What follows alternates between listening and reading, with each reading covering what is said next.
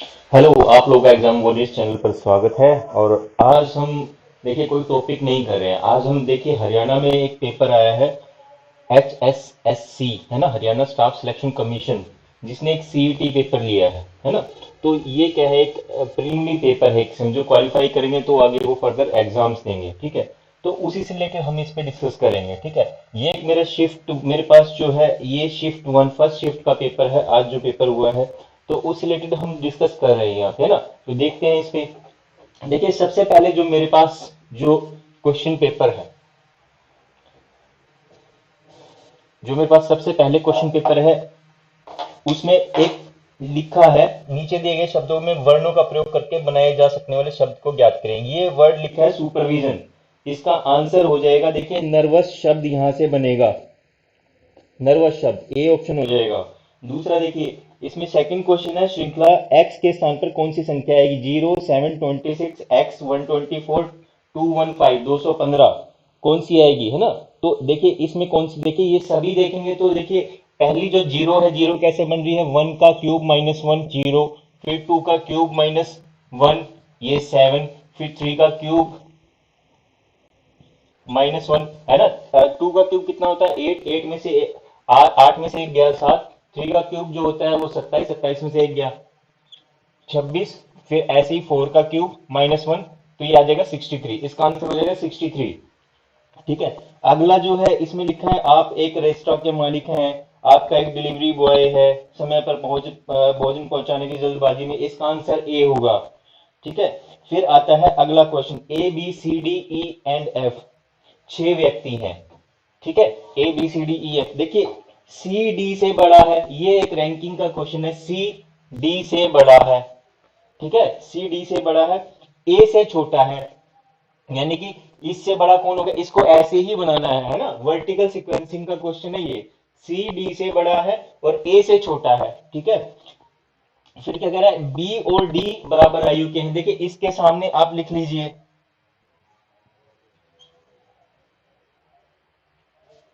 अच्छा, C D से बड़ा है, ए सबसे छोटा है, सॉरी ए सबसे छोटा है, ये लिखा है ए सबसे छोटा है, बी और डी बराबर आयु के, तो हम ऐसे बना लेंगे, ये इक्वल आयु के, तो इसके सामने वाली हम लाइन में हॉरिजॉन्टल में लिख लेंगे इसको, है ना। तो फिर क्या कह रहा है, बी ई से बड़ा है, बी किससे बड़ा है भैया? ई से बड़ा है, बी जो है ई से बड़ा है। सी एफ से छोटा है, सी जो है एफ से छोटा है, ठीक है। ये आ गया हमारे पास, ठीक है। अब क्या कह रहा है कि बी से बड़े कौन है? देखिए जब हम देखते हैं बी के इक्वल डी है, तो डी से ऊपर जितने भी हैं वो बी से बड़े हैं, तो यहाँ पे आंसर आ जाएगा एफ एंड सी, है ना। एफ और सी दोनों को मिला करके, तो ऑप्शन ए हो जाएगा, ठीक है। अगला क्वेश्चन है क्वेश्चन नंबर 5। यहाँ पे वर्ड लिखा है GNAER, GNAEHR, और उसके नीचे लिखा है 1 2 3 4 5 6। देखिए यहाँ पे वर्ड बन रहा है, जो थर्ड ऑप्शन है हैंगर, ठीक है, ये इसका सही आंसर है। फिर देखिए अगला जो है भिन्न पद ज्ञात करना है, इसमें ईट दीवार, देखिए छोटा सा जब चीज ईंटों से मिलकर दीवार बनती है ना, पंखुड़ी से फूल बनता है, अंगुली से हाथ बनता है। तो देखिए सभा भवन कुर्सी, कुर्सी जो है पहले होनी चाहिए थी, तो ये वर्ड है इसका, सेकंड जो ऑप्शन है वो हमारा वो भिन्न है। एंजल्स, है ना, अगला ऑप्शन देखिए, क्वेश्चन नंबर 7 जो है इसमें मेरे पास जो है, इसमें वर्ड है एंजल्स, ANGLES, ठीक है। और यहाँ पे जो जिसमें ये कन्वर्ट है वो किसमें है, देखिए ये है GNASEL, और किसका बनाना है हमने? स्क्वेयर का, हमने इसका बनाना है स्क्वेयर का, ये लिखा है इसमें। देखिए जब आप देखोगे, है ना, आप देखोगे कि फर्स्ट और थर्ड, जब जो इसका रिजल्टेंट है GNA, है ना, जो इसमें रिजल्टेंट है, फर्स्ट और थर्ड इंटरचेंज हो रहे हैं, सेकंड वाला इंटरचेंज नहीं हो रहा है, वही सेम पोजीशन पे है। ऐसे ही जो फोर्थ और सिक्स वो इंटरचेंज हो रहे हैं, और ये वाला कांस्टेंट, तो इसमें क्या है, एस और यू इंटरचेंज होंगे, तो यहाँ आ जाएगा यू, यहाँ आ जाएगा एस, सेकंड जो है वो चेंज नहीं हो रहा, तो ऐसे ही आ जाएगा। फिर ए और ई हो रहा है, तो ई और ए आ जाएगा, और आर हमारा यहाँ पे कांस्टेंट है, वो सेम है ना, मतलब वही चीज है, सॉरी आर जो है सेम है, तो इसका आंसर आ जाएगा भैया सेकंड वाला, UQSERA। ठीक है, तो सेकंड ऑप्शन क्वेश्चन नंबर 7 था मेरे पास। फिर आता है एक और ऑप्शन है ब्लंट, BLUNT, BLUNT। देखिए इसमें कुछ ऑप्शन दिया है, इसमें कुछ ऐसे बना रखा है, ये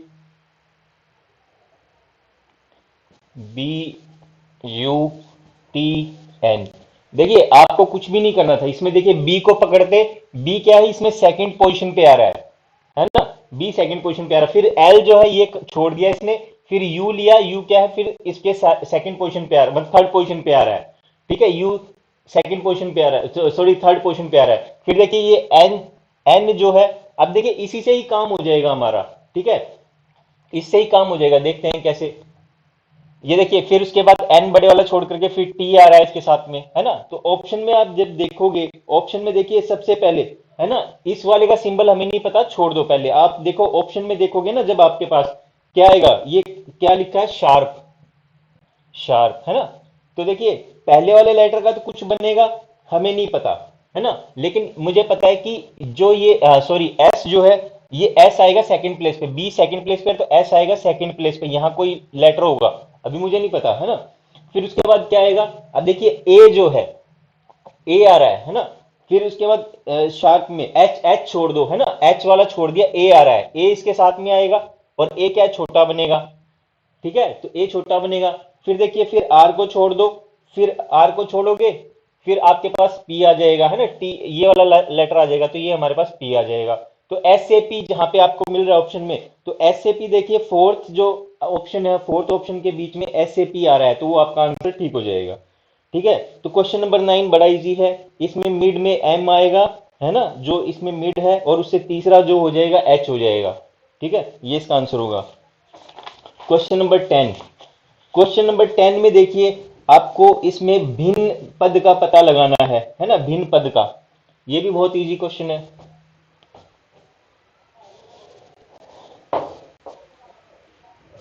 प्ले एक वर्ड लिखा है, ठीक है, जब आप फर्स्ट वर्ड देखोगे तो ये किस पे जा रहा है, YPAL। ठीक है, जो पी जो है, पी देखिए यहां पे ये वाला जो लास्ट वाला लेटर है वो तो शुरू में आ गया, पी जो है खिसक गया। ठीक है, और एल और ए ये इंटरचेंज हो रहे हैं।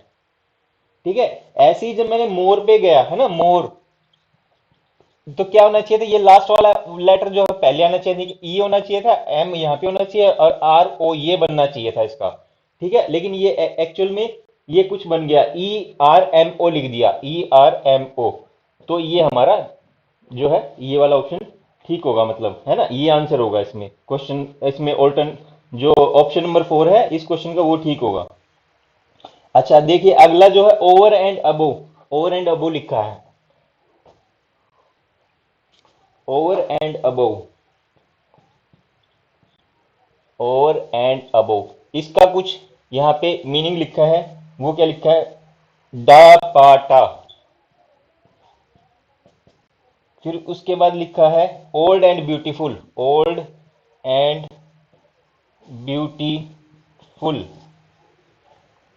सा नापा, सा ना पा। देखिए कुछ लोग कंफ्यूज हो रहे हैं यहाँ पे, देखिए देखो दोनों में एंड कॉमन है, तो एंड कॉमन यानी कि इन दोनों में कोई ऐसा वर्ड है जो कॉमन है, तो वो मुझे मिला पा, पा, तो आंसर होगा पा। ठीक है भाई, इसमें अजय के जन्म के अवसर पर 100 बच्चों में बराबर मात्रा में चॉकलेट बांटी जाती है। ठीक है, अब देखिए 100 बच्चे, बच्चे कितने हैं भैया, बच्चे हैं 100। ठीक है, और चॉकलेट बांटी जाएगी कुछ बराबर मात्रा में सभी बच्चों को, यानी कि अगर एक बच्चा है उसको 2 दे रहे हैं तो 100 बच्चों को 2 ही देंगे, अगर एक बच्चे को 3 दे रहे हैं तो 100 बच्चों को 3 ही देंगे। ठीक है, अब कह रहा है कि केवल 70 बच्चों में चॉकलेट वितरित कर सका ताकि प्रत्येक बच्चे को 3 चॉकलेट अतिरिक्त मिले। यानी कि देखिए अब पहले वो क्या कह रहा था, अब देखिए 70 बच्चों को दिए, दिए कितने बच्चों के उसने दिए हैं, 70 बच्चों को,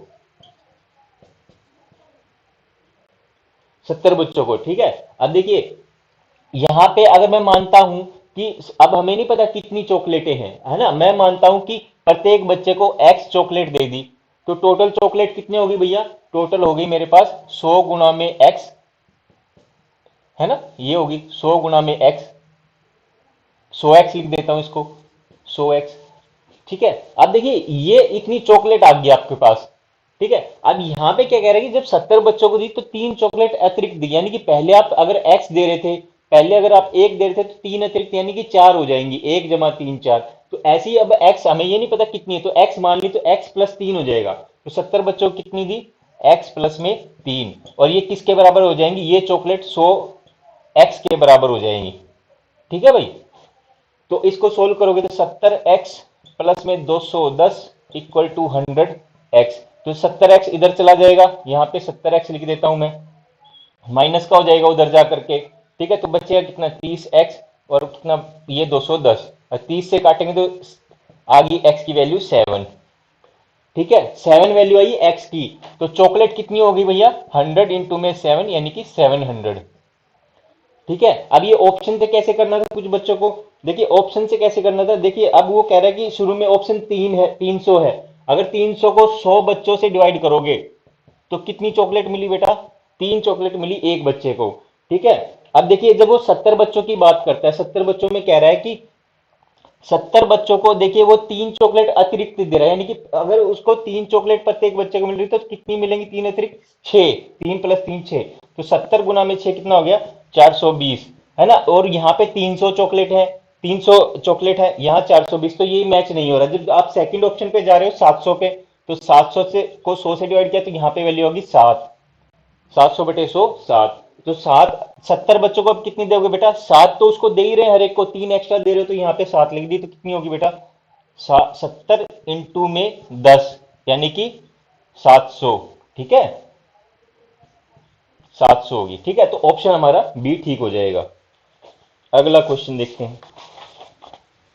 अगला क्वेश्चन भी देखिए बेटा, ये जो है निम्नलिखित संख्यात्मक श्रृंखला में प्रश्न चिन्ह के स्थान पर कौन सी संख्या आएगी, ये क्वेश्चन नंबर 13 है।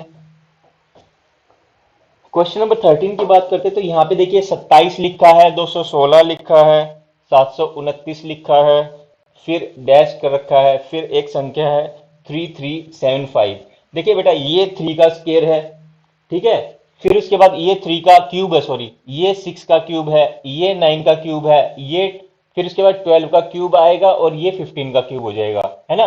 तीन तीन का क्यूब है, फिर उसमें 3 जोड़ दे तो 6 का क्यूब है, फिर उसमें 3 जोड़ दे तो 6 + 3 9 का क्यूब है, फिर 12 क्यूब है, तो हमारी संख्या आ जाएगी इसमें 1728, तीसरा ऑप्शन। ठीक है, फिर अगले में है निम्नलिखित में से भिन्न पद कौन सा है, 5 15 20 24 और 25। ठीक है, तो 24 आंसर होगा इसमें। फिर अगले में देखिए, ये बेटा अगला क्वेश्चन है 15 नंबर क्वेश्चन, सिलोलॉजी का क्वेश्चन। ठीक है, तो नेक्स्ट क्वेश्चन सिलोलॉजी का है भाई, सिलोलॉजी का क्वेश्चन देखते हैं। इसमें लिखा कुछ प्लेट चम्मच है। ठीक है, ये सभी के पास लिखा हुआ है, कुछ प्लेट चम्मच है और कुछ कटोरे प्लेट है, कुछ कटोरे प्लेट है। ठीक है, और क्या लिखा है, सभी चम्मच कटोरे हैं, सभी चम्मच कटोरे हैं। अब देखिए ये जो जिसने सिलोलॉजी पढ़ी है बेटा, ये देखिए आप फर्स्ट और थर्ड स्टेटमेंट को देखोगे तो देखिए यहाँ एक रूल बनते हैं इसमें, सम ऑल प्लस ऑल का केस होता है, सम प्लस ऑल का केस होता है ना। तो ये उससे रिलेटेड है यहाँ पे। तो सम प्लस नो भी होता है, ऑल प्लस नो भी होता है, सम प्लस सम भी होता है ना, कुछ इस तरह से रिलेशंस होते हैं जिसको हम डिराइव करते हैं सिलोलॉजी में, और उनसे ये हमारे ऑप्शंस बनते हैं। ठीक है, जब भी सिलोलॉजी की बात करते हैं, कोई स्टेटमेंट होता है, कोई कथन दिया होता है, तो उसका क्या होता है, एक तो रीस्टेटमेंट होता है, पुनर्कथन बोलते हैं ना, एक होता है कन्वर्जन जो उसका बदलाव करते हैं, यानी कि उल्टा कर देते हैं, जो लास्ट की चीज उसको शुरू में लाते हैं, जो शुरू की चीज है उसको लास्ट में लाते हैं। ठीक है, तो यहाँ पे देखिए जब मैं फर्स्ट स्टेटमेंट की बात कर रहा हूं, ये कह रहे हैं कि जो निष्कर्ष है, जो इसका निष्कर्ष क्या निकल के आएगा, देखिए प्लेट कटोरे हैं, कुछ प्लेट कटोरे हैं। अब प्लेट और कटोरे देखिए बेटा, जब हम किसी स्टेटमेंट, दो स्टेटमेंट को जोड़ते हैं, मेन कंक्लूजन कब आता है, जब दो स्टेटमेंट जुड़ती हैं। मेन कंक्लूजन कब आएगा, जब दो स्टेटमेंट जुड़ेंगी। और जुड़ने के लिए क्या है, कोई ऐसी चीज होती है जो इनको कनेक्ट करे। जैसे ये फर्स्ट में देखते हैं तो चम्मच, और लास्ट में देखते हैं तो चम्मच। और ये बेटा सम प्लस ओल का केस है, सम प्लस ओल का केस है ना। सम प्लस ओल के केस आते हैं, और सम प्लस ओल का जब निष्कर्ष निकालते तो सम में ही आएगा, उसका निष्कर्ष सम में ही आएगा, कुछ में ही आएगा, है ना। कुछ सम मतलब कुछ, ऑल मतलब सभी, तो कुछ स्टेटमेंट में ही आएगा, फिर इसका हम रीस्टेटमेंट लिखेंगे, फिर इसका हम क्या निकालेंगे, कन्वर्जन करेंगे, है ना। तो ये है, तो यहाँ बेटा जब कुछ प्लेट चम्मच है तो चम्मच से चम्मच कट गया, तो बचा क्या हमारा, कुछ प्लेट कटोरे हैं, कुछ प्लेट कटोरे हैं, ठीक है, ये कुछ प्लेट कटोरे, तो ये फर्स्ट वाला आपका ऑप्शन सही है, ठीक है। फिर आप देखते हैं सेकंड वाला, सेकंड वाले में देखोगे भैया, सेकंड वाले में लिखा है यहाँ पे कुछ कटोरे चम्मच हैं, कुछ कटोरे चम्मच। अब ये देखिए लास्ट वाली जो स्टेटमेंट है, लास्ट वाली जो स्टेटमेंट कथन है कि सभी चम्मच कटोरे हैं, है ना, सभी का बेटा, सभी जहां सभी होता है ना, उसकी उससे रिलेटेड जो भी स्टेटमेंट हो, जो भी इसमें लिखा है चम्मच कटोरे, जो भी स्टेटमेंट होती है वो उसकी सही होती है। तो यहाँ पे जब आप इसका कन्वर्जन करोगे, कन्वर्जन करोगे तो क्या हो जाएगा, सभी कुछ कटोरे, ये इसके रूल है बेटा, ये क्लास आप देखोगे तो आपको समझ में आ जाएगा जब मैं कराऊंगा, तो कुछ कटोरे चम्मच है इसका, यानी कि कन्वर्जन क्या है, पीछे वाला हिस्सा पहले और शुरू वाला हिस्सा बाद में, तो कुछ कटोरे चम्मच है, कुछ कटोरे चम्मच है, तो ये भी हमारा सेकंड भी ठीक है। अब आता है लास्ट में, लास्ट में क्या लिख रहे हैं, कुछ चम्मच प्लेट है, कुछ चम्मच प्लेट है। अब देखिए कुछ चम्मच, कुछ चम्मच प्लेट है। अब बेटा देखिए चम्मच और प्लेट, चम्मच और प्लेट, यहां पे देखिए कहीं कनेक्शन नहीं बन रहा है इसका, है ना, चम्मच और प्लेट, कुछ चम्मच प्लेट है ना, तो कुछ इसका यहां पे नहीं बन रहा, यहां पे एक इसका कन्वर्जन हो सकता है ना, तो इसका कन्वर्जन होगा, ठीक है।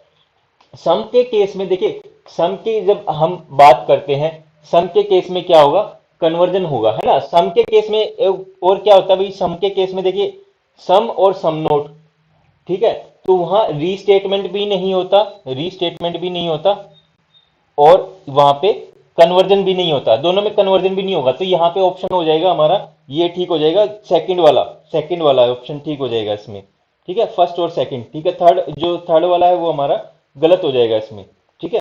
तो अगला ऑप्शन देखते हैं इसमें, अगला क्वेश्चन जो है, हाँ ये देखिए हिंदी का है, हिंदी का भाई देखिए मुझे नहीं पता, हिंदी का हम छोड़ देते हैं, कुछ मुहावरे हैं। अब आते हैं इंग्लिश वाले पोर्शन पे। हाँ ये जो करेक्ट पैसिव वॉइस है ना, Sheetal will have finish the work, देखिए work will have been finished by Sheetal, है ना, आंसर होगा इसका फोर्थ वाला, work will have been finished by Sheetal, ठीक है। फिर इसमें देखिए अगला जो है, pick out the part of sentence which has error, तो एरर किस में भैया, जो इसमें देखिए ऑप्शंस में भी फर्स्ट के आगे सी लिखा है, सेकंड के आगे ए लिखा है, सी थर्ड के आगे बी लिखा है, जो बी वाला पार्ट है ये गलत है ना, बी वाला पार्ट गलत है। अब देखिए उसके बाद जो है अगला पी क्यू आर एस वाला है, पी क्यू आर एस वाला क्वेश्चन है, इसमें अरेंज करना है, deeds to be, on to the future, फिर आर के सामने लिखा है the power of noble, the power of noble से ये सेंटेंस शुरू होगा, पावर ऑफ नोबल से सेंटेंस शुरू होगा, the power of noble deeds to be, deeds to be preserved and passed on to the future, ये वाला ठीक हो, ऑप्शन ए ठीक हो जाएगा इसका, ठीक है। और pick out the correct spelled word हो जाएगा आउटरेजियस, आउटरेजियस थर्ड ऑप्शन होगा इसका, ठीक है। फिर आए क्वेश्चन नंबर 35, 35 में देखिए भैया अपोजिट वर्ड बताना है सिलेंडर का, सिलेंडर होता है लिमिटेड, है ना, छोट एक दायरा सा, सीमित दायरा सा, है ना, तो पतला सा लगा लो, ठीक है। तो स्टाउट इसका आंसर होगा, स्टाउट का मतलब होता है मोटा, है ना, थोड़ा सा ज्यादा, है ना, तो स्टाउट हो जाएगा इसका आंसर।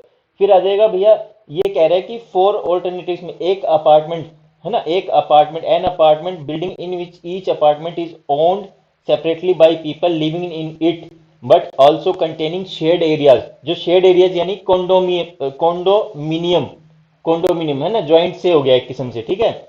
अच्छा और क्या है, फिर अगला क्वेश्चन है जो हमें बताना है, मीनिंग टू द अंडरलाइन, है ना, earthquakes are frequent in Japan, तो फ्रीक्वेंट का मतलब होता है जो आते ही रहते हैं तकरीबन तकरीबन, फ्रीक्वेंट नॉर्मल सी बात है ना, तो इसका हो जाएगा रेयर। फिर आ जाए फिर है her speech is always full of tall stories, tall stories में आ जाएगा एक्स एजरेटेड टेल्स, है ना, टोल स्टोरीज मतलब बड़ा चढ़ा करके बोल रहे हो, है ना, एक किस्म से एक्स एजरेटेड ये टेल्स हो जाएगा इसमें। फिर है पैराग्राफ, ये पैराग्राफ देखिए आप पढ़ोगे तो क्या है, India is one of the oldest civilization, बहुत वर्ल्ड के अंदर जो पुरानी सभ्यताओं में से एक है, ठीक है, which offers a kaleidoscope of cultural experiences, एक मतलब कि ऐसी चीज दिखाती है जो कल्चरल, जितनी भी हमारी जो कल्चर है ना उसके जो भी हमारा अनुभव वो सारी चीजें दिखाता है, एक जैसे फिल्म की तरह आप देखते हो, है ना। The country has a rich heritage and numerous attractions, ठीक है, तो हमारी हेरिटेज है एक बहुत ही रिच है ना, और हमारे पास बहुत सारी ऐसी चीजें हैं जो अट्रैक्ट करती हैं चीजों को, न्यूमरस अट्रैक्शंस हैं जिसके प्रति लोग आकर्षित होते हैं। It stretches from the snow capped Himalaya, एक हिमालय की चोटी से लेकर के, है ना, उसकी चोटी से लेकर के, और ये कहाँ तक फैली है, रेन फॉरेस्ट, जो साउथ के अंदर, जो केरला तमिलनाडु की बात करते हैं ना बिल्कुल तो वहाँ रेन फॉरेस्ट भी है, ठीक है, तो वहां तक फैली हुई है ये, इसका एरिया लिख दिया है ना। तो वर्ल्ड का सेवंथ लार्जेस्ट कंट्री है, distinguish from rest of area, है ना, तो ये सारी चीजें आपने पढ़ी होगी।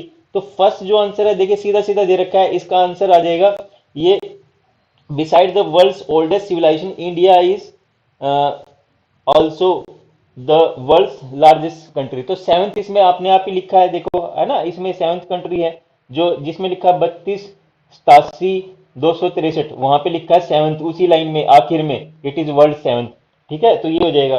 फिर इसके बाद tourism as an industry also contributes to our country. देखिए यहाँ पे जब आप इसको पढ़ोगे, इसमें लिखा है एक जगह टूरिज्म के बारे में और टूरिज्म के बारे में ये लिखा है इसमें, टूरिज्म कंट्रीब्यूट्स, हाँ, tourism contributes to pristine sea beaches, cultural education and substantial economic social and political development that generates both direct and indirect employment. अब देखिए बेटा ऑप्शंस देखिए, नेगेटिव आपको डाटा एलिमिनेट करना है इसमें, रिलीजन एंड स्टेटिस्टिक्स नहीं आ रहा इसमें, तो वो नहीं होगा ऑप्शन में। पॉपुलेशन एंड एम्प्लॉयमेंट की बात नहीं, पॉपुलेशन की कहीं बात नहीं हुई, तो इसको भी हटा दो, ठीक है। तो फिर बचता है हमारा agriculture and religion, agriculture religion की कोई बात नहीं हो रही, एग्रीकल्चर की बात नहीं हो रही, तो ये भी डाटा हट जाएगा, ठीक है, नेगेटिव थ्योरी का यूज करके। फिर आ रहा है एजुकेशन और एम्प्लॉयमेंट, एजुकेशन का इसमें यूज हो रहा है, और इनडायरेक्टली और इनडायरेक्टली एम्प्लॉयमेंट की बात कर रहा है, तो ये हमारा ऑप्शन ठीक हो जाएगा, क्वेश्चन नंबर 4। अच्छा, अब find out a word from the above passage which means countries history tradition and culture etcetera, तो हेरिटेज हो जाएगा इसका आंसर, ठीक है, जो हमारे पास वर्ड आ जाएगा हेरिटेज आ जाएगा, जो क्वेश्चन नंबर, इसका ऑप्शन नंबर 3 हेरिटेज, ठीक है। The old man is looking forward to, to आ जाएगा इसमें, प्रीपोजिशन जो है 42 क्वेश्चन है मेरे पास जो है, 43 है, सक्सीडेड टू होता है, she succeeded to dint of perseverance, है ना, तो फर्स्ट ऑप्शन ठीक हो जाएगा। फिर आता है fill in the blanks with the appropriate option given, the battle of Waterloo was won on the playing fields, है ना। देखिए इन द प्लेड ये रोंग है, विद द प्ले फील्ड्स ये भी रोंग है, ठीक है, फॉर प्ले फील्ड ये भी रोंग है, तो इसके थर्ड ऑप्शन मेरे हिसाब से ठीक है ना, ऑन द प्लेइंग फील्ड आ जाएगा इसमें, ठीक है। फिर आता है पिक आउट द इनडायरेक्ट, ये इनडायरेक्ट स्पीच का क्वेश्चन है, ठीक है, तो इसमें क्या है, इसने बोला I have boat a house he said, तो क्या हो जाएगा, he said that he had. देखिए जब हम इनडायरेक्ट डायरेक्ट इनडायरेक्ट करते हैं, देखिए जब फर्स्ट पर्सन होता है, फर्स्ट पर्सन हमेशा सब्जेक्ट के हिसाब से चेंज होता है, सेकंड पर्सन ऑब्जेक्ट के हिसाब से होता है, और जो थर्ड पर्सन होता है वो नो चेंज होता है, ही शी इट, है ना, तो वो नो चेंज होता है उसमें। तो यहाँ फर्स्ट पर्सन है, देखिए हम जब आई हैव से स्टार्ट करते हैं क्या हो जाएगा, he said that he had boat a house, second वाला इसका ठीक हो जाएगा। अगला देखिए, महावीर चक्र वालों को भैया 2 करोड़ मिलते हैं, महावीर परमवीर परमवीर चक्र वालों को 2 करोड़ मिलते हैं, महावीर चक्र वालों को मिलता है 1 करोड़, ठीक है, तो इसमें तीसरा ऑप्शन ठीक है, वीर चक्र वाले को 50 लाख मिलते हैं, और कोई मेडल लेके आता है सेना वायुसेना एक्सेट्रा जो उसको मिलते हैं भैया 25 लाख 21 लाख। हरियाणा का राज्य पक्षी क्या है, काला तीतर, है ना, राज्य पक्षी काला तीतर है। ब्लू बर्ड लेक भैया हिसार में है। हरियाणा का दिल जींद को बोलते हैं, देखिए आप एरिया देखो, जींद के साथ में 7 मेरे ख्याल से डिस्ट्रिक्ट टच है उसके साथ, है ना, तो हार्ट में बोलते हैं उसको, तो जींद आएगा हमारा। जलवायु कैसी है भैया, ऑप्शन नंबर 4 उपोषण शुष्क महाद्वीपीय, है ना, उपोषण होगा यहाँ पे। हरियाणा के किस जिले में सर्वाधिक वर्षा होती है भैया, सबको पता है अंबाला। फिर आता है भैया पंचायती राज से रिलेटेड है। अध्याय चैप्टर जो 10वां चैप्टर के अनुसार है ना, अध्याय एक्स के अनुसार निम्नलिखित में कौन सी समिति पंचायत द्वारा चुनी नहीं जा सकती। देखिए वित्त लिखा है वहां पे, देखिए जब आप 243 आर्टिकल 243 आप पढ़ोगे वहां स्पेशली जो प्रोविजन दे रखे हैं है ना, जो हमारी अनुसूची 11 है और अनुसूची 12 है, ठीक है, वहां पे आप पढ़ोगे पंचायती राज सिस्टम्स के बारे में पढ़ोगे वहां पे है ना। तो आर्टिकल हमारे अनुच्छेद 243 है, ठीक है। तो वहां पे देखिए फाइनेंस कमीशन की बात हो रही है ना। तो फाइनेंस कमीशन कौन करेगा, ये उसके अंदर प्रोविजन है, ये पंचायत समिति की बात नहीं है, पंचायत समिति नहीं करेगी इसको। और ऐसे ही ऑडिट और इस तरह से, तो यहाँ पे ऑप्शन 1 वाला ठीक होगा इसमें, ठीक है। तो बाबा लदाना का मेला भाई कैथल में लगता है। और देखिए हरियाणा में पहली स्थायी लोक अदालत की स्थापना भैया, देखिए वैसे तो नालसा नेशनल जो लीगल सर्विस अथॉरिटी है ये 1987 में आया था, ठीक है। तो यहाँ पे देखिए मुझे भी नहीं पता है इसका आंसर क्या होगा, तो जो होगा बताएंगे। फिर अगला जो ऑप्शन है ये हमें मिलान करने हैं, साइर शेख, कन्नौड़, कपिल स्थल, पांडुप्रस्थ। अब देखिए जो आप कन्नौड़ जो है ये ब्राह्मण है ना, ब्राह्मण, ये महेंद्रगढ़ से रिलेटेड है ये, ठीक है। कपिल स्थल कैथल से, ठीक है। तो इससे जब ऐसे ही मिलाओगे तो आंसर आपका थर्ड वाला ऑप्शन ठीक हो जाएगा, थर्ड वाला ऑप्शन ठीक हो जाएगा भैया। फिर आ जाओ अगले पे, ये चोप हरियाणा में निर्मित शॉल का एक रूप है, ठीक है। तो ये चोप, ये फुलकारी एक्सेट्रा, ये कई तरह की है ना, ये नेम है ना। तो मेरे हिसाब से जो ये फर्स्ट वाला ऑप्शन गलत हो जाएगा और इसका आंसर हो जाएगा 3, ऑप्शन 3 केवल बी, क्योंकि शॉल के रूप में फुलकारी का नाम भी जाना जाता है ना, ये शॉल का रूप है फुलकारी, सभी को पता है। अच्छा बड़खल जो है, देखिए बड़खल फरीदाबाद में सबको पता है, और ये जो 1947 में यहाँ पे निर्माण किया गया था। शिव और पार्वती का जो नृत्य है वो गंगोर नृत्य बोला जाता है ना, जो आप पढ़ोगे। अच्छा 1770 ईस्वी में नजीब उद दौला की मृत्यु के बाद उसका राज सिंहासन भैया ये करवाया था नजफ खान, नजफ खान, ठीक है। ये आंसर होना चाहिए, बाकी इसको चेक कर लेना भाई। छाछ देखिए भाई, छाछ जो आभूषण है महिलाओं का वो माथे पे लगता है। अच्छा हरियाणा आर्थिक सर्वेक्षण के अनुसार कुल कितने जिला स्तरीय है भैया, देखिए ये सर्च मारना पड़ेगा, ठीक है। और मधुमक्खी पालन मिशन भी शायद 2020 में है, मैं इसमें श्योर नहीं हूँ, ये देखना, ठीक है। म्हारा गांव जगमग ये म्हारा गांव जगमग जगमग जो योजना है ना, इसमें टारगेट दिया था 5,569, ठीक है। इन गांवों को जोड़ना है इसमें। और फिर विद्युत उपभोक्ताओं की संख्या ये भी नहीं पता है, लेकिन वित्त वर्ष में जो बजट है शिक्षा के ऊपर, जो क्वेश्चन नंबर 65 है उसमें 14.2 का प्रोविजन लेके आए, 14.2% का। और नेशनल लेवल पे हमारा जो शिक्षा में जो खर्च है कई स्टेट्स में 15% के आसपास है, तो है ना, जो एवरेज है उससे हमारा कम है थोड़ा सा, जो एवरेज जो शिक्षा में खर्च होना चाहिए। सीमा जो पुनिया अंतिल है वो खेवड़ा से संबंधित है, पता है, ठीक है। और एक सुमित अंतिल जो पद्मश्री सम्मान दिया गया 2022 में भैया खेल में, वो सुमित अंतिल को दिया गया था, ठीक है। ये भी जेवलिन थ्रो में इन्होंने गोल्ड जीता था। हरियाणा की दूसरी भाषा भैया, अब ये देख लेना कि उर्दू है कि पंजाबी है, शायद मैं मुझे नहीं पता है अभी। 2015 में रिलीज की हरियाणा की फिल्म में दो जिसको राष्ट्रीय पुरस्कार दिए गए भैया, वो है पगड़ी। फिर जो अगला क्वेश्चन है ये देखिए मैथ्स का क्वेश्चन है,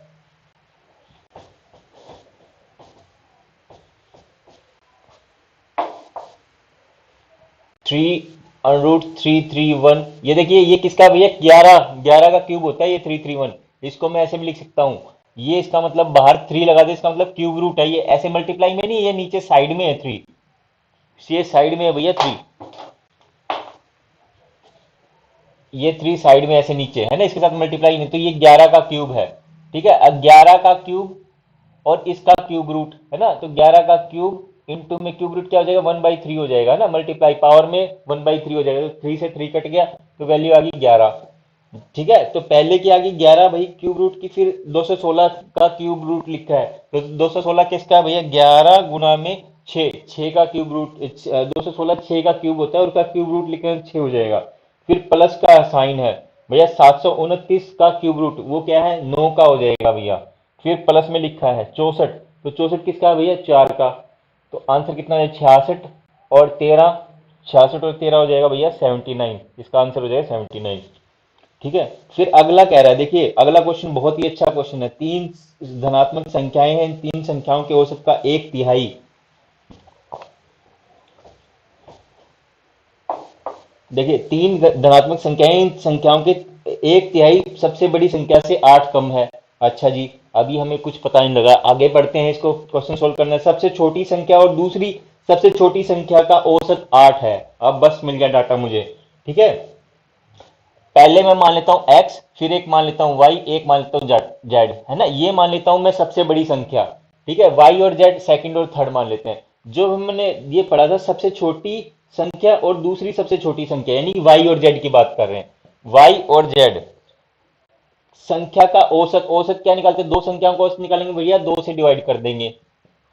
ठीक है, दूसरी सबसे छोटी संख्या और दूसरी सबसे छोटी संख्या का औसत 8 है, तो ये कितना दे रखा है 8, यानी कि ये दो, नीचे दो से डिवाइड करेंगे तो इसका औसत आ गया 8। इसको और मैं लिखूं y प्लस जेड, 8 गुना में 2 इक्वल टू 16। 8 गुना में 2, 8 दूनी 16, 16 आ गया है ना। y प्लस जेड की वैल्यू आ गई 16, इसको लिख लो 1। अब वो और क्या कह रहा है, पहले आ जाओ, शुरू में जो कह रहा था वो क्या कह रहा था भैया, तीन संख्याओं के औसत का एक तिहाई। तीन संख्याएं कौन सी भाई, x प्लस वाई प्लस में z, इसका औसत, है ना। ठीक है, औसत क्या, तीन संख्याएं तो तीन से डिवाइड कर देंगे, दो संख्याएं दो से कर दिया था हमने। औसत का एक औसत का एक तिहाई, यानी कि अब इसका एक तिहाई सबसे बड़ी संख्या से 8 कम है। सबसे बड़ी संख्या क्या मानी भैया, x, सबसे बड़ी संख्या से 8 कम है। जैसे जैसे बोला वैसे वैसे लिख दिया भाई, कुछ भी दिमाग नहीं लगाया भाई। ठीक है, तो ये क्या है, नीचे 3 है, नीचे 3 है, 3 गुना 3 9 हो जाएगा, सीधा 9 लिख दूं भाई, 9 लिख दिया। अब ये 9 है जो भैया यहाँ नीचे है, उधर मैं भेजूंगा तो ये मल्टीप्लाई हो जाएगा इसके, 9 यहाँ मल्टीप्लाई कर दिया। चलो भाई ठीक है, कितना हो जाएगा भैया, यहाँ पे लिख देते हैं 9x माइनस में 72, 9 से मल्टीप्लाई किया तो 9x माइनस 72, और ये x plus y plus z है, x प्लस वाई।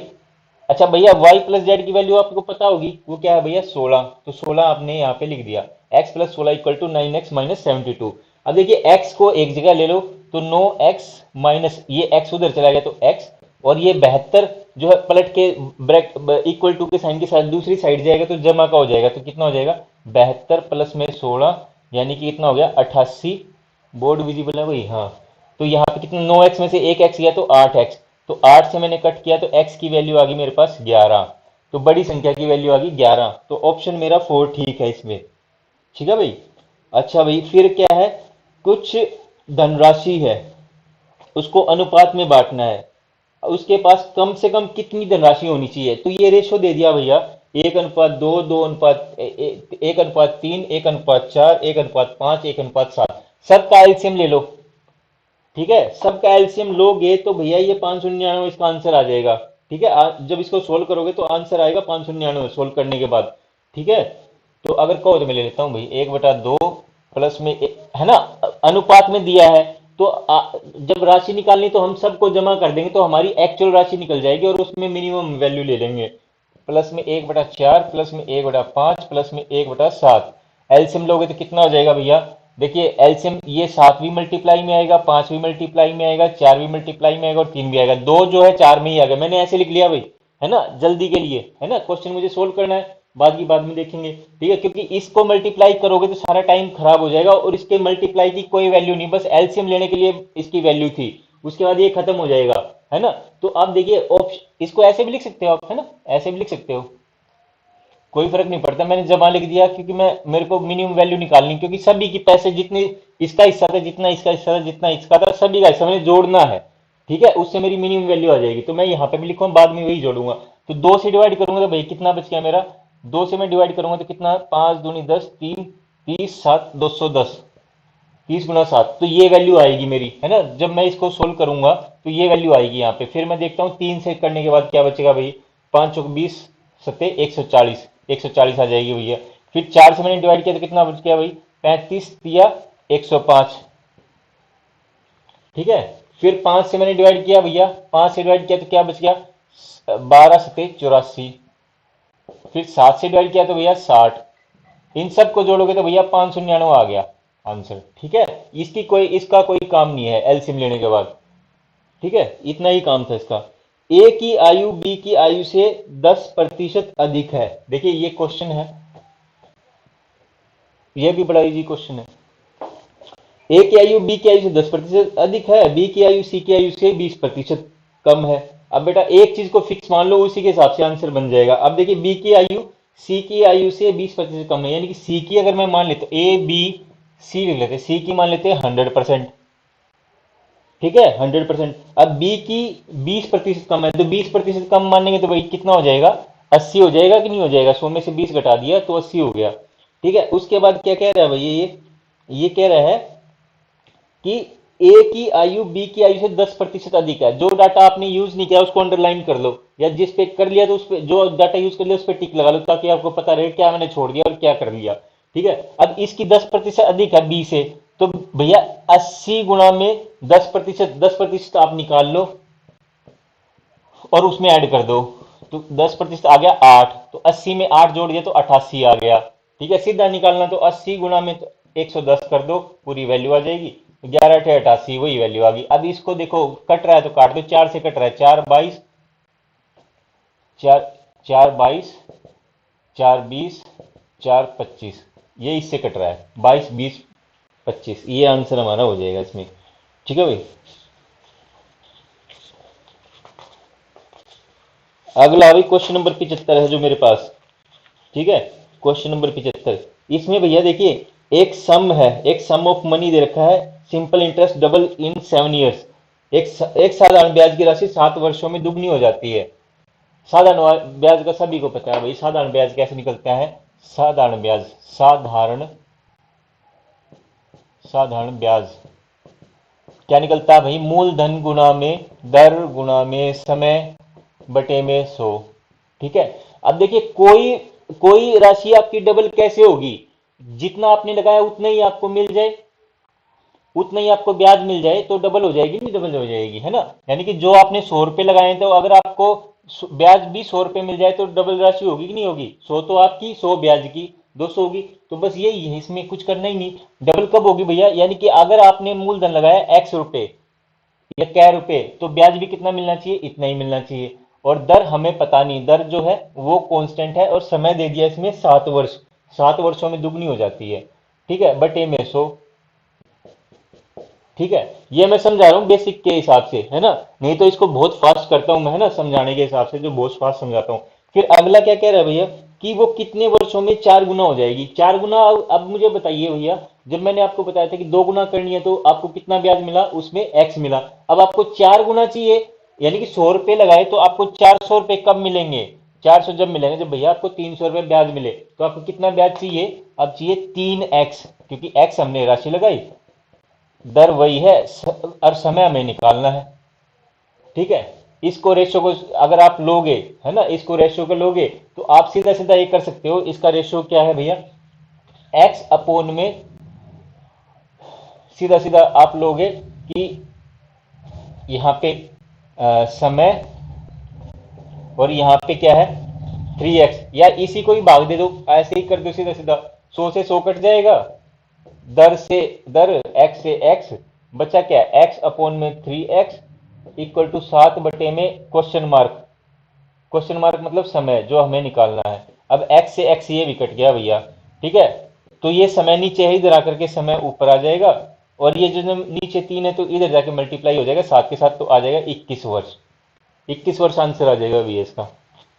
ठीक है, अगला क्वेश्चन भैया, अगला क्वेश्चन भी देखिए बहुत बढ़िया है ना। ये टाइम एंड वर्क से, काम और समय से संबंधित है, थोड़ा सा कुछ बच्चों को हो सकता है इसमें डिफिकल्ट हुई हुई, लेकिन बहुत इजी क्वेश्चन है। ये क्या कह रहा है देखिए, एक एक व्यक्ति और एक लड़का दोनों मिलकर खुदाई करते हैं और एक कार्य को 40 दिन में कर सकते हैं। अगर आदमी और मिले और वो लड़का मिलकर काम करे तो 40 दिन में कर सकते हैं भैया। ठीक है, जबकि उनकी खुदाई करने की गति का अनुपात 8:5 है।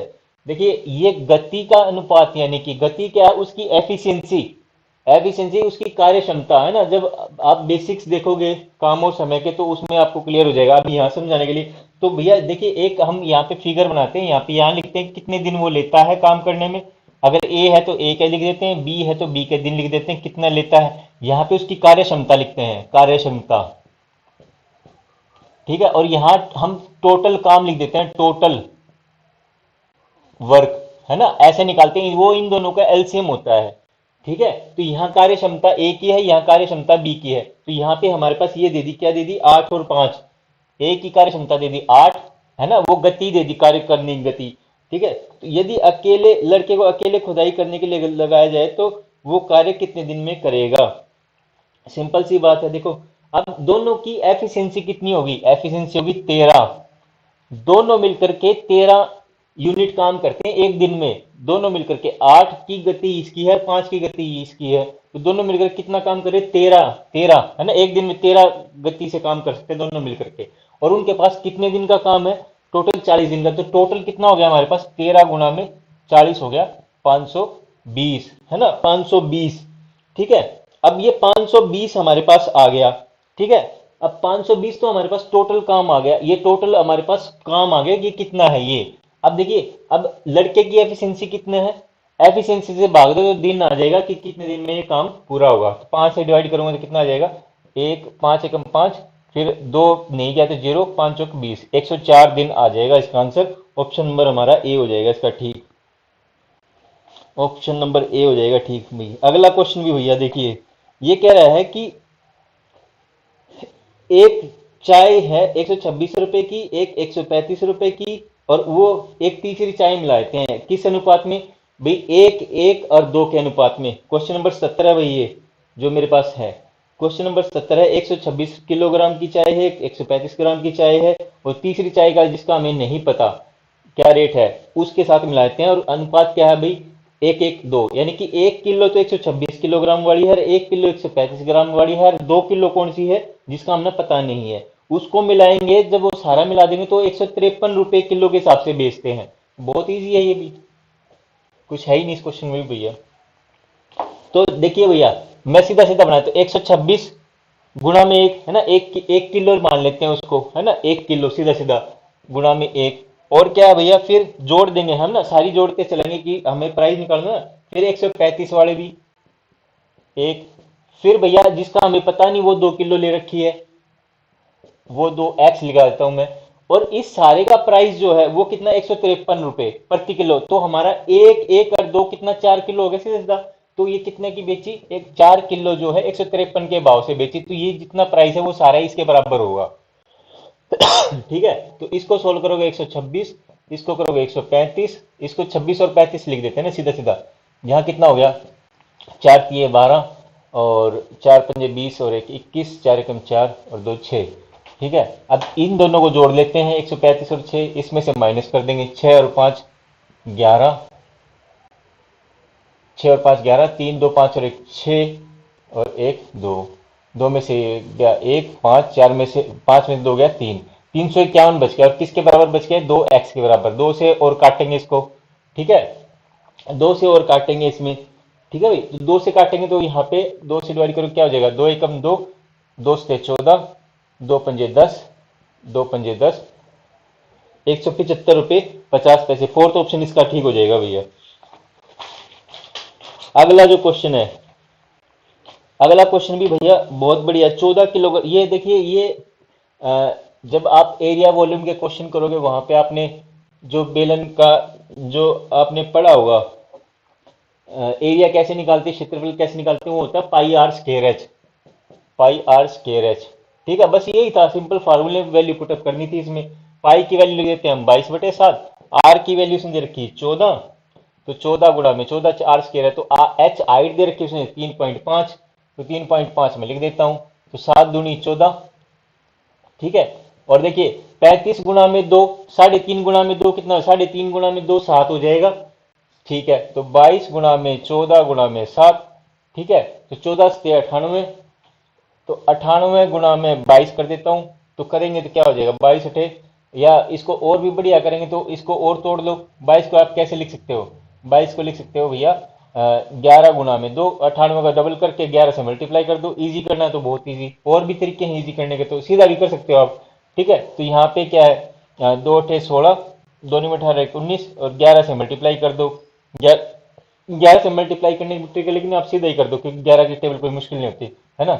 11 6 66, 6 11 99 और 6 105, 10 हासिल, 11 11 और 10 21। ठीक है, तो हमारा भैया कुछ गड़बड़ हो गया क्या?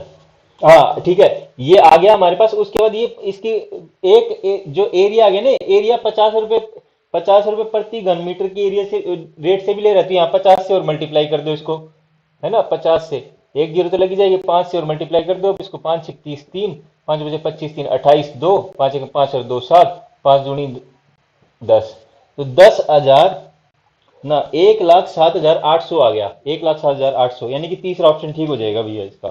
ठीक है, अगला देखिए, अगले में क्या कह रहा है कि ए ने 38,000 रुपये लगाकर व्यापार आरंभ किया।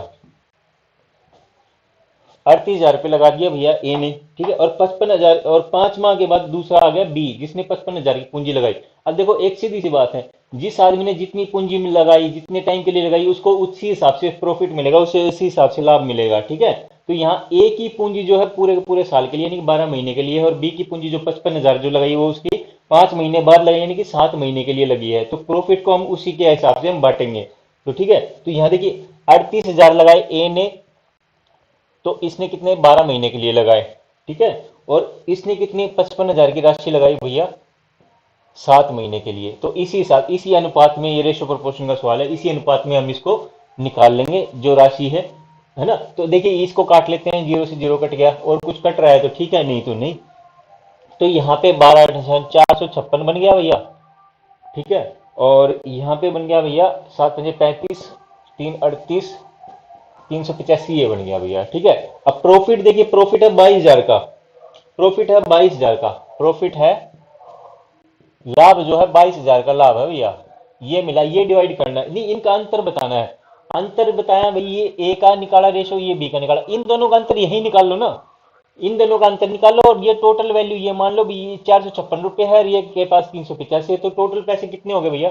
टोटल पैसे जोड़ दो, 456 और 385, 6 और 5 11, 8 5 13 14, 4 3 7 और 1 8, यानी कि 841, तो ये हो गया मेरे पास। ठीक है, 841 टोटल मान लेता हूं। अगर 456 ए के पास है, बी के पास 385, तो टोटल पैसे होगी 456, नहीं 841 सॉरी। ठीक है, अब वो पूछ कह रहा है कि वो दोनों का अंतर कितना होगा जो पैसे हैं, तो अंतर भी यहां देख लेते हैं। 456 में 385 गए तो कितना हो गया, 1 15 में 60 गया 7, तो 71 आ गया, है ना। तो मैं अगर मान लिए, देखिए 71 रुपये उनका अंतर है, तो टोटल पैसे हो गए 841, और अगर 22,000 है तो 22,000 से हम इसको कर देते हैं मल्टीप्लाई। ठीक है, तो अब देखिए इसको मल्टीप्लाई करते हैं, 142, 11 दूनी 22, 11 चौक 44 और 2 46, 4 11 11 4 15, है ना, ये आ गया भैया 15,000, ये 1 लाख नहीं, कुछ 15,62,000 मेरे पास आ गई वैल्यू। अब इसको मैं 841 से भाग दे के देखता हूँ, है ना, क्योंकि मुझे देखिए यहाँ पे कोई फिगर नहीं मिल रही इसमें। 841 से भाग दे के देखेंगे कि मुझे कोई फिगर नहीं मिल रही, तो 841 से जब भाग देते हैं तो सबसे पहले देखिए ये जाएगा एक पे। ठीक है, 841 यहाँ पे लिखा, 2 में से 1 गया 1, 6 में से 4 गया 2, 15 में से 8 गया 7, फिर मैंने एक जीरो उतार ली, ये वाली जीरो, ठीक है, ये वाली ऐसे जीरो उतार ली। फिर देखिए ये मेरा जा रहा है फिर 8 8 64, 8 8 64, तो 8 पे जा रहा है भैया, 8 पे गया ये। ठीक है, तो 8 एकम 8, 8 चौक 32, 8 64 और 3 67, 10 में से 8 गया 2, 10 में से 2 गया 8, ठीक है, कैरी ले लिया था भाई, है ना। यहाँ 11 में से 7 गया 4, ठीक है, तो 482 यहाँ पे बच गया। अब यहाँ पे देखिए फिर उसके बाद मैंने एक जीरो उतारी, ठीक है, फिर उसके बाद जीरो उतारी तो मैंने इसको डिवाइड किया, फिर ये जा रहा है 5 पे, 5 एकम 5, 5 चौक 20, 2 5 8 40, 2 42, फिर कुछ बच गया। अब देखिए जब मैं ऑप्शन में देखा ना तो मेरे को मिल गया 1,857, तो मेरे 3 फिगर यहीं पे मिल गई, है ना। तो ये दो, पहली दो से हमें तीसरे में भी जाने की जरूरत नहीं थी हमें, है ना। 1 और 8, जहां पे 8 आ गया था ना उसी से ही हमारा आंसर निकल गया था, फोर्थ ऑप्शन मेरा टैली हो गया था, तो मुझे जाने की जरूरत नहीं थी, है ना। तो ऑप्शन 4 हमारा इसमें आंसर हो जाएगा। अच्छा दूसरा क्या कह रहा है भैया, क्वेश्चन नंबर 84, यदि एक वस्तु 20% लाभ पर बेची गई तो निम्न में से कौन सा इसका क्रय मूल्य और विक्रय मूल्य का अनुपात होगा? अब देखिए सीधी सी बात है, लाभ पे बेची है भैया 20%, अगर 100 रुपए की कोई चीज है तो कितने की होगी बेटा, 120 की, तो इनका अनुपात नहीं निकाल सकते क्या? तो 5:6 नहीं हो जाएगा, आंसर हो जाएगा इसका। अगला, अगला जो है भैया, अगला आंसर है ये वो, एक प्लाट को 18,700 बेचने में इसके मालिक को 15% की हानि होती है। ठीक है, फिर क्या 15% लाभ के लिए वो प्लाट को कितने में बेचे, 15% की हानि और 15 वो पहले देखिए भाई कोई चीज उसने बेच दी लॉस पे, पहले तो उसको पैसा पूरा करेगा जब वो बराबर आएगा, उस बराबर आने के बाद ही वो 15% का प्रॉफिट लेगा, लाभ लेगा, है ना। पहले तो हमें वो 15% जो घाटा है उसका घाटा पूरा करेंगे, घाटा कैसे पूरा करेंगे वो देखते हैं। देखिए जब हम किसी भी चीज को मानते हैं कि एक्स, तो उसका देखिए हम 15% लाभ 15% हानि, अगर हानि की बात करेंगे तो हमारा क्या है, देखिए सीधी सी बात है, हानि मतलब 100 रुपए आपके पास है तो उसमें से कुछ घटेगा, है ना। अगर 15% 100 रुपए में से घटेगा तो भैया मैं क्या करूंगा, 15% में से माइनस कर दूंगा, तो 100 में से 15 गए तो 85, उसकी वैल्यू कितनी रहेगी, 85 रुपए रहेगी 15% लॉस के बाद में, है ना। तो मैंने क्या किया, ये 85x से डिवाइड मल्टीप्लाई कर दिया, बटे में 100 कर दिया, तो ये वैल्यू कितनी है भैया, ये जो वैल्यू रही 15% लॉस के बाद जो लिखा है इसमें 18,700, तो 18,700 आ गया। ठीक है, और इसको x की वैल्यू निकालेंगे तो क्या हो जाएगा, 18,700 बटे में 85 गुणा में 100। अब तो ये आ गई वो वैल्यू जहां जीरो, ना आपका प्रॉफिट ना लॉस, जो आपका एक्चुअल मूल्य था, क्रय मूल्य। अब इसको आपने प्रॉफिट पे लेना है, प्रॉफिट कितना चाहिए भैया, 15%, 15% यानी कि 100, आप देखिए 100 में से पहले 85 माइनस किया तो आपकी वैल्यू आ गई 85, तो 100 में अगर 15 जोड़ोगे तो 115 रुपए बन जाएंगे। तो x को 115 बनाने के लिए मैंने क्या किया, 100 प्लस में 15, 115 से ही मल्टीप्लाई कर दिया सीधा सीधा, है ना। आंसर में काटा पीटी खत्म की, कम की, और मेरा आंसर आ जाएगा फटाफट। तो 100 से 100 मैंने काट दिया, तो यहाँ पे देखिए 17 से 1 कटा, 17 पंजे 85, 17 एकम 17, 17 एकम 17 जीरो, और यहाँ पे भी कट रहा है कुछ, 5 दूनी 10, 5 तिया 15, तो आंसर आ गया मेरा जीरो, 11 तिया 33, 3 11 दूनी 22 और 3 25, 25,300 भैया, इसमें आंसर है फोर्थ, 25,300। ठीक है, अब देखिए ये कंप्यूटर से रिलेटेड कुछ क्वेश्चन है जिसमें मुझे नहीं पता, लेकिन हाँ इसमें गूगल, बिंग, याहू जो है सर्च इंजन है। ठीक है, और एक चीज और होती है, यहाँ पे एक क्वेश्चन है, पिट बाइट, जेटा बाइट, गीगा बाइट, टेरा बाइट। देखिए सबसे पहले जो यूनिट होती है उसको बोलते हैं बिट, बिट होती है 0 और 1 की फॉर्म में, बिट होती है 0 और 1 की फॉर्म में, है ना, जो बिल्कुल प्राइमरी होती है, जिस पे कंप्यूटर काम करते हैं, इसी के बेस पे ही सारी चीज शुरू होती है। बिट होती है तो 2 डिजिट की भी हो सकती है, 1 डिजिट की भी हो सकती है। ठीक है, फिर उसके बाद होती है बाइट, बाइट होती है 8 डिजिट की, फिर उसके बाद होती है किलो बाइट, 1 किलो बाइट, फिर उसके बाद होती है 1 मेगाबाइट। ठीक है, फिर उसके बाद आती है भैया 1 गीगाबाइट,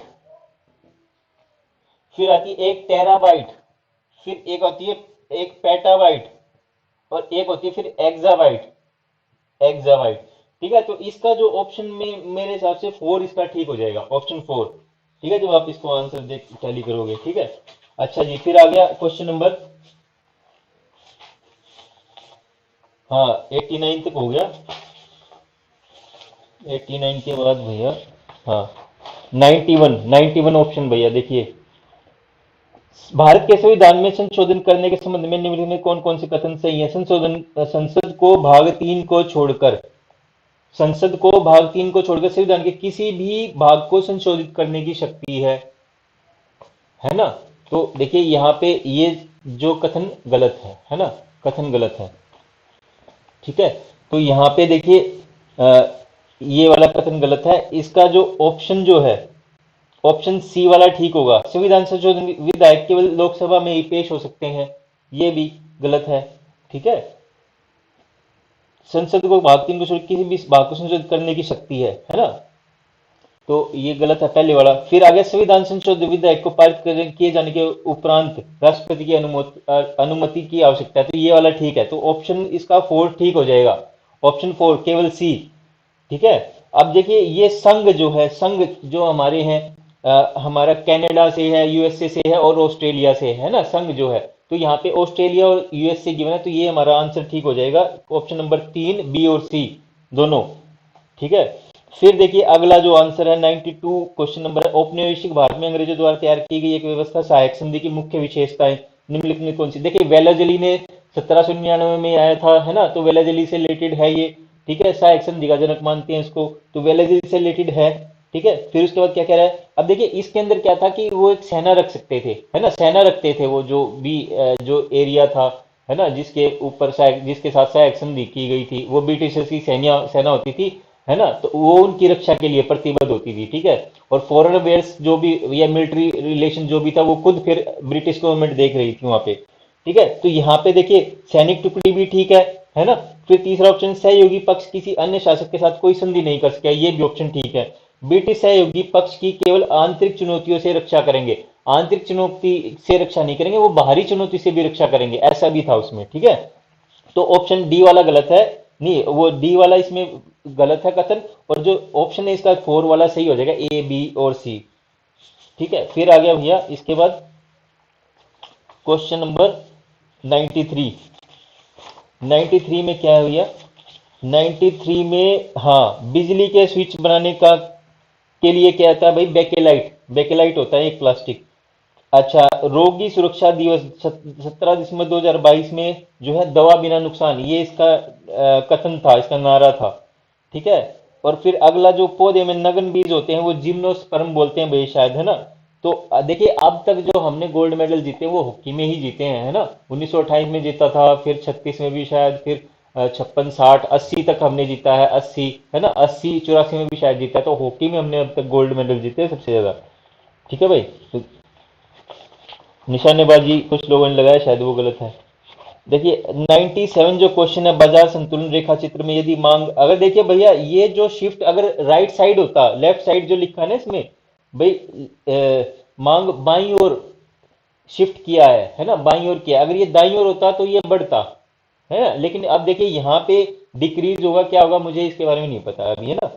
सरकारी, जब देखिए हम जब सरकारी क्षेत्र की कोई चीज बेचते हैं, उसके जो उसका शेयर्स बेचते हैं तो उसको डिसइन्वेस्टमेंट बोलते हैं, विनिवेश बोलते हैं, है ना, ये सभी को पता है। भारत का पहला ही राष्ट्रवादी कला विद्यालय जो है विश्व भारती विश्वविद्यालय है, ठीक है। और राजमार्ग देखिए, ये जो पहला काकीनाडा पुदुचेरी नहर स्ट्रेच के साथ साथ गोदावरी कृष्णा, ये नेशनल हाईवे जो है 4 है, ठीक है। इलाहाबाद हल्दिया वाला जो है ये नेशनल हाईवे, देखिए ये गंगा नदी के जो 1620 सबसे बड़ा ये है, ये फर्स्ट, इसको नेशनल हाईवे फर्स्ट बोलते हैं। फिर सदिया और धुबरी के बीच, सदिया देखिए, सदिया और धुबरी के बीच, है ना, ये असम की साइड में भी है उधर। तो ये नेशनल हाईवे 2 है। और केरल और पश्चिमी तटीय नहर जो है ये एक नेशनल हाईवे 3 है। तो हमारा जो सेकंड पूछा उसने, तो ये हमारा आंसर हो जाएगा 3, ऑप्शन नंबर 3, ठीक है। तो ये भैया देखिए आज के पेपर से रिलेटेड था फर्स्ट से। अब मैं आपको मैथ, रीजनिंग और इंग्लिश का जो सेकंड शिफ्ट जो हुआ था वो भी आपको सॉल्यूशन जल्दी कराऊंगा, ठीक है। मेरे पास पेपर उपलब्ध नहीं है, पेपर मेरे पास आ गए होंगे शायद, तो उसका सॉल्यूशन मैं करा दूंगा आप लोगों को अभी, ठीक है। तो तब तक के लिए आप वेट कीजिएगा, और फिर आपको वीडियो जो भेजा जाएगा तो उसको देखना, जो आंसर्स ठीक है। बाकी तो एसएससी जो आपको रिजल्ट प्रोवाइड करेगी, आंसर की प्रोवाइड करेगी, वो देखिए वो सर्वो सर्वी है ना, वो मान्य है, ठीक है। तो यहाँ हो सकता है एक आध त्रुटियां हों, पर मोर और लेस ये 2-4 क्वेश्चन का ही फर्क है, बाकी मेरे हिसाब से ठीक है। चलो मिलते हैं भैया फिर अगले नेक्स्ट वीडियो में, तब तक के लिए अलविदा।